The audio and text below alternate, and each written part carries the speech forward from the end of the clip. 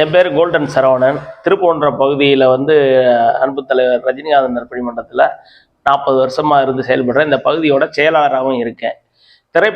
தலைவருடைய திரைப்படம் வரும்போது மண் சோறு சாப்பிட்றது, வேலு வச்சு ஏற்றி கொண்டு போகிறது, அகல் குத்துவது, பறவைக்காவடி எடுக்கிறது, இந்த மாதிரி திரைப்படம் வெற்றி பெறதுக்கு நாங்கள் அதை செய்வோம்.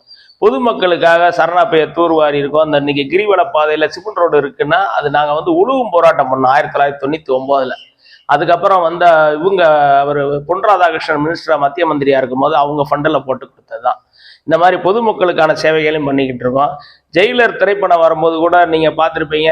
ஜெயிலில் போய் அங்கே நூலகத்துக்கு போய் ஒரு 50,000 ரூபா மதிப்புள்ள நூல் கொடுத்துட்டு பியானம் கேட்டாங்க, அதையும் நம்ம வாங்கி கொடுத்துட்டு வந்தோம். இந்த மாதிரி நற்பணிகளும் செஞ்சுக்கிட்டு தலைவர் பிறந்தநாளப்போ ஒரு வாரம் நாங்கள் திருவிழாவாக முதியோர் இல்லத்துக்கு சாப்பாடு கொடுப்பது, ஆசிரமங்களுக்கு இது கொடுக்குறது, இந்த மாதிரி பண்ணுறதெல்லாம் பண்ணிக்கிட்டே இருப்போம்.